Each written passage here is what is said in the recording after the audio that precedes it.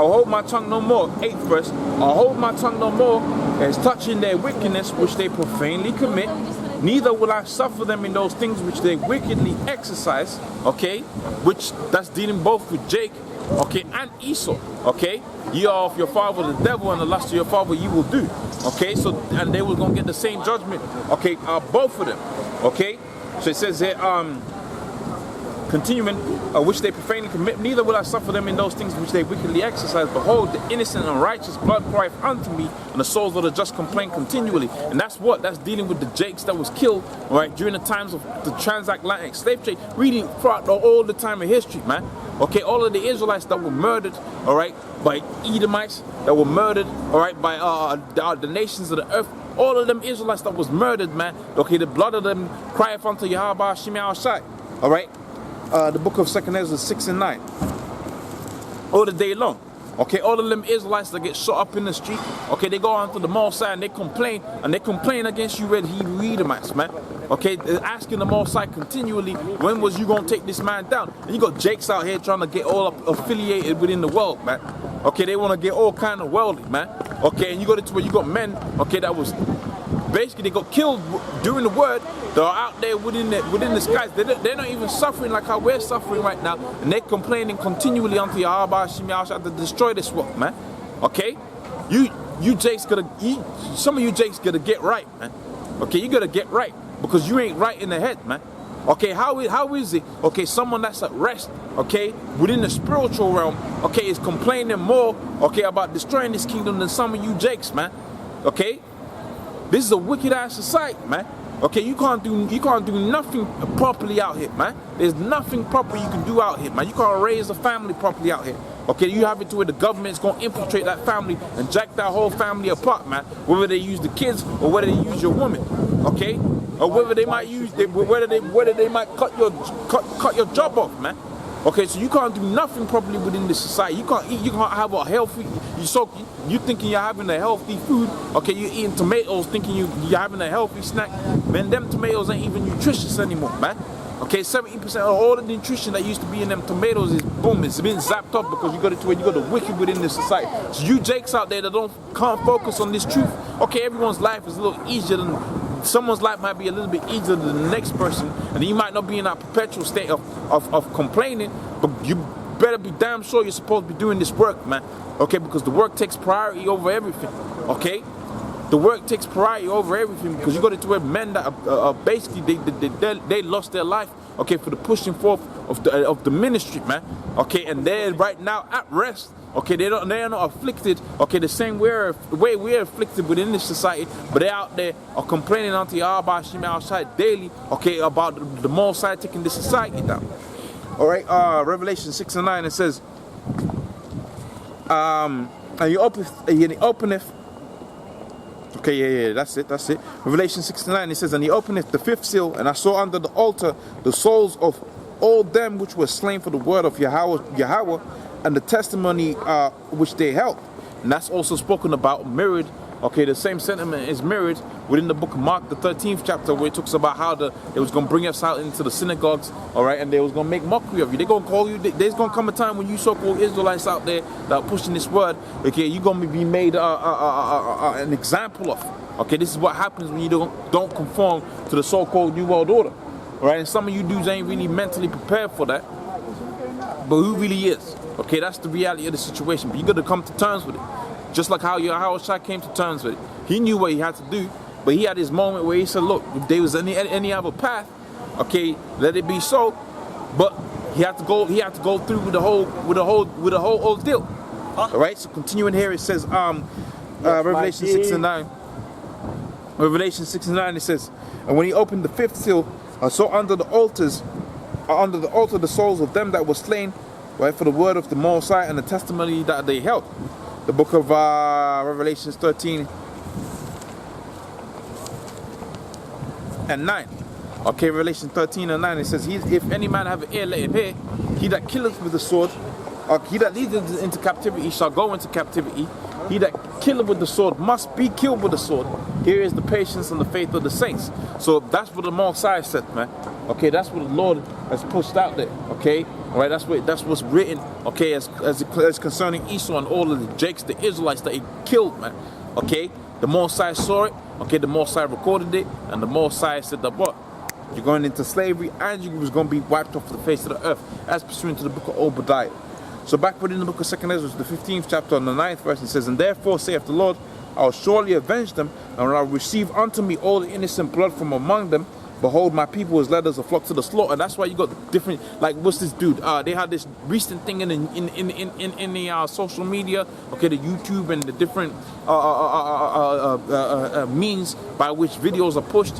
You had this dude Kirk Franklin. He was getting cursed the hell out, okay, by a street preacher, which that guy, I believe, he's probably a Jake, okay, because he's really, he's got a passion for the truth, okay, I mean, we see how the whole thing plays out. But what you can see from that one act alone, all right, is the people out here, they ain't too happy, all right, with the so-called spiritual leaders that you got out here, all right. What you're finding out about these spiritual leaders, they was about that bag, man. Okay, they was about that moolah. Okay, they came out here, they got their money, and they ain't concerned about the so-called spiritual well-being of you people.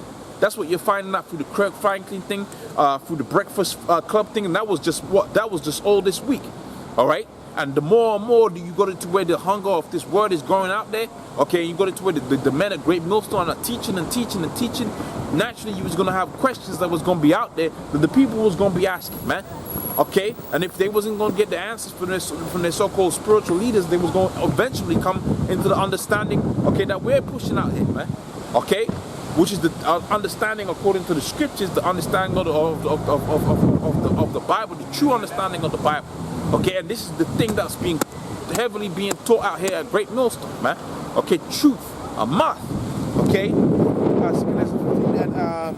10, it says, and behold, my people is led as a flock to the slaughter. I will not suffer them now to dwell in the land of Egypt, but I will bring them with a mighty and stretched out arm, and smite Egypt with plagues as I did before, and I'll destroy the land thereof. And that's what the Lord's going to do. Right? In Egypt shall mourn.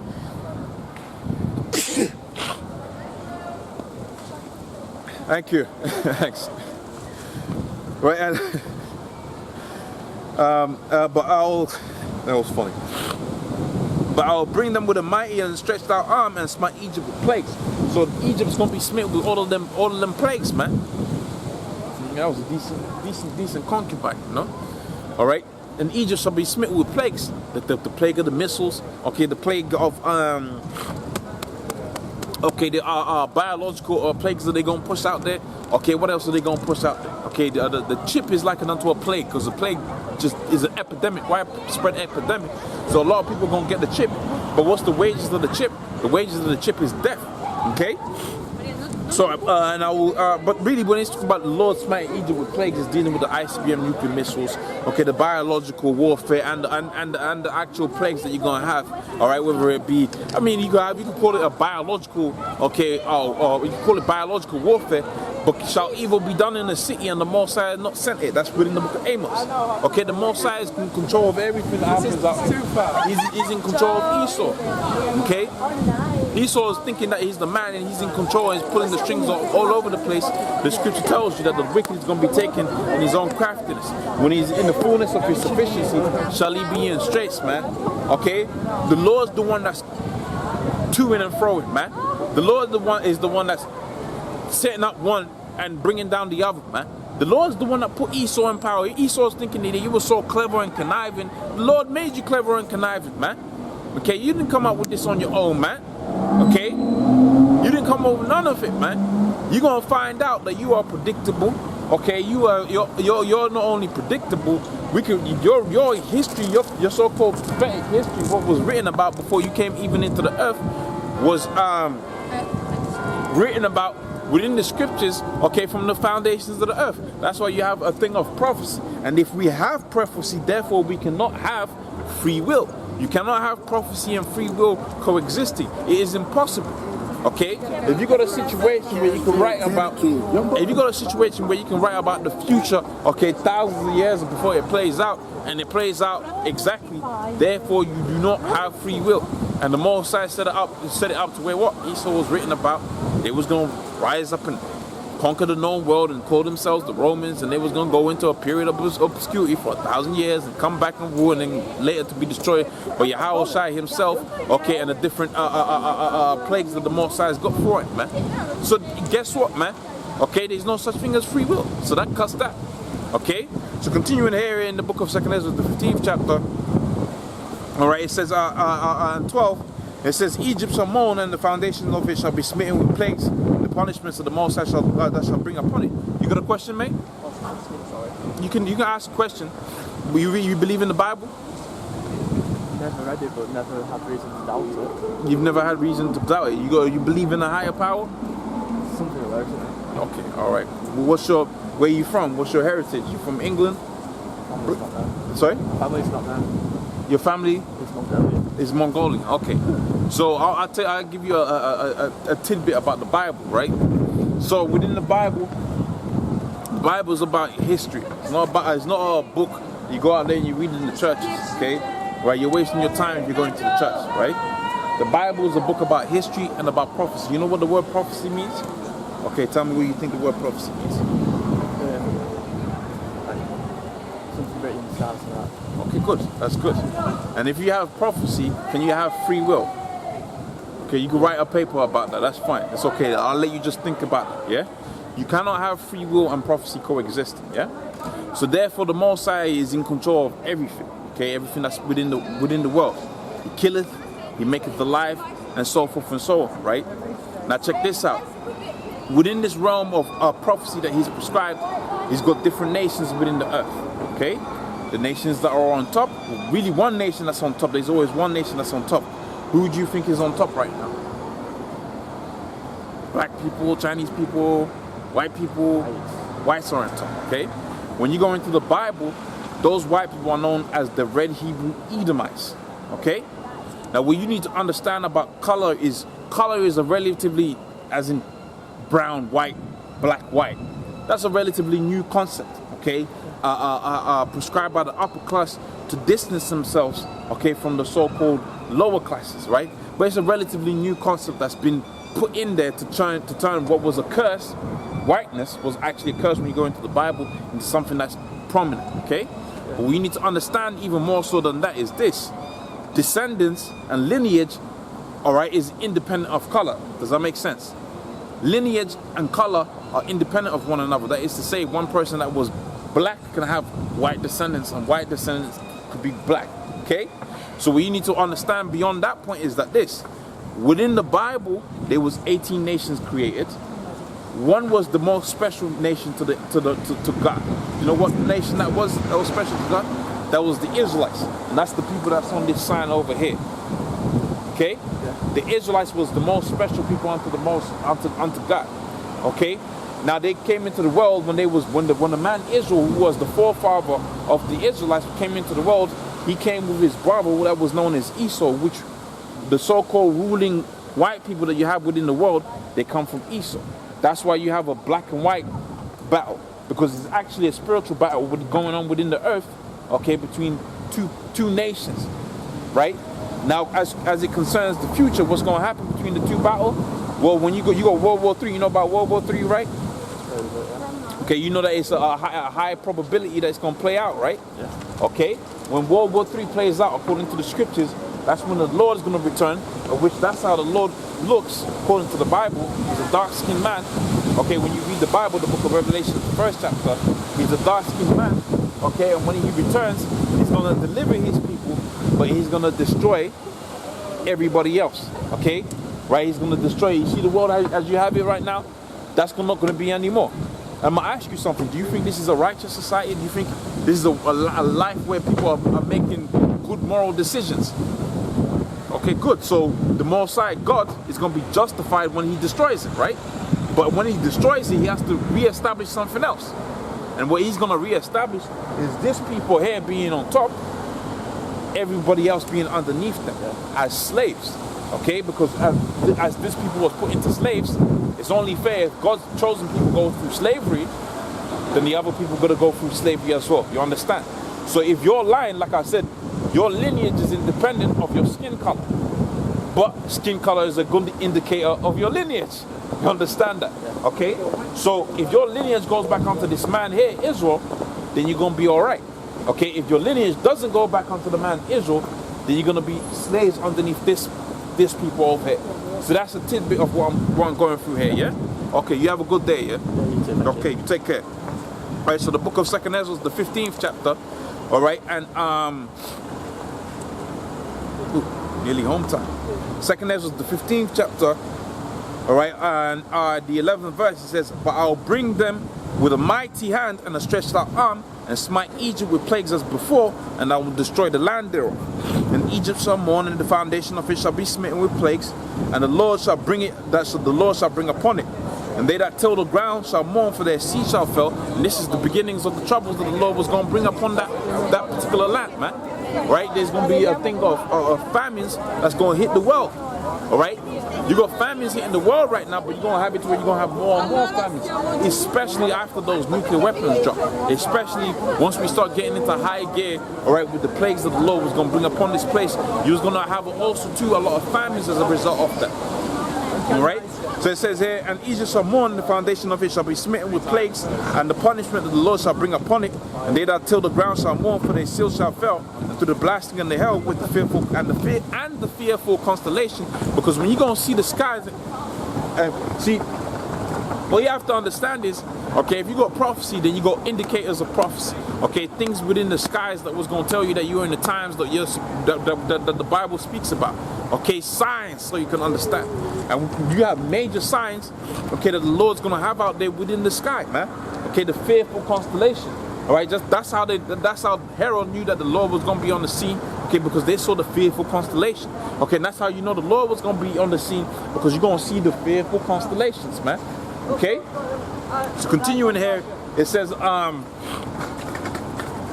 woe to the world and them that dwell therein, for their sword and the destruction draweth nigh, and the people shall stand up against, and the one people shall stand up and for their sword and the destruction draweth nigh, and one people shall stand up to fight against another with swords in their hand. For they shall be sedition among men, and invading one another, they shall not regard their kings nor princes, and the course of their actions shall stand in their power. And that's civil unrest, sedition. We're living through civil unrest right now. Okay, sedition among men. Okay, people trying to overthrow their so-called rulers, and just a whole bunch of craziness. Okay, a man shall desire to go into a city and shall not be able to during the time of Jacob's trouble. They're not going to be able to martial law. You ain't going to be able to move freely. All right, a man shall desire to go into a city and shall not be able to, because of their pride. Right, the city shall be destroyed, and their houses shall be destroyed, and men shall be afraid. A man shall not have pity upon his neighbor. Okay, and that's dealing with what? When you got scarcity of food, you got scarcity of resources. A lot of people are gonna have friction. Even if you were so-called friends, you and Johnny was friends at the job, but you find out Johnny ain't so friendly when he's hungry, man. All right, that's gonna be a reality. That's gonna be that people are gonna see, man. Okay, you're gonna find out people ain't so friendly when they're hungry, man. All right, and this is because of the pride of the cities. It's Pride Day today. Okay, because of the pride of the cities. All right, because of their pride, the city shall be troubled. All right, and it says, and for their and their houses shall be destroyed, and men shall be afraid. And a man shall not have pity upon his neighbor, but he shall destroy their houses. So they're going to, like I said, that thing of friend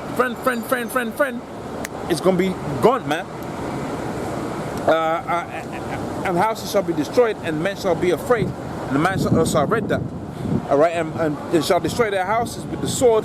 All right, with the sword, the modern day gun. You're going to go to a person's door and say, look, you know, you got bread up in there, you got food up in there.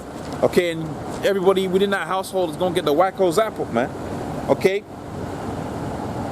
And they shall spoil their goods because of a lack of bread and for great tribulation. And behold, saith the Most High, I'll call together all the kings of the earth to reverence me, which are from the rising of the sun, and from the south, and from the east, and from Libnus, all right, to turn themselves one against another, all right, which is the world, okay, the World's War III. To turn themselves one against another and to repay the things that I have done to them, right? The great indignation of the Lord, right? like as they do yet this day unto my chosen, so will I do also and recompense in them in their bosom. And thus saith the Lord. Because all of this is that's going to be happening within the earth, the civil unrest, the World War III. Okay, it's the Lord recompensing, okay, these people, okay, for what they've done against the children of Israel. Right, and my right hand shall not spare the sinner, and my sword shall not seize over them that shed innocent blood on the earth. All right, the fire is gone forth in his wrath, and hath consumed the foundations of the earth, and the sin is like the straw that is kindled. All right, which when you see straw and fire, that's a quick fire right there. Straw and fire is a quick fire, man. Okay, woe unto them that sin and commit iniquity, right, and keep not the commandments, saith the Lord. I will not spare them. Right, go your way, your children, from the power of defile not my sanctuary. For the Lord knoweth no. So I just okay. So 26th verse, it says, "For the Lord knoweth all them that sin against him, and delivereth them, delivereth he them unto death and destruction. For now a place come upon the whole earth, and ye shall remain in them. For the Lord shall not deliver you, because ye have sinned against him." Okay.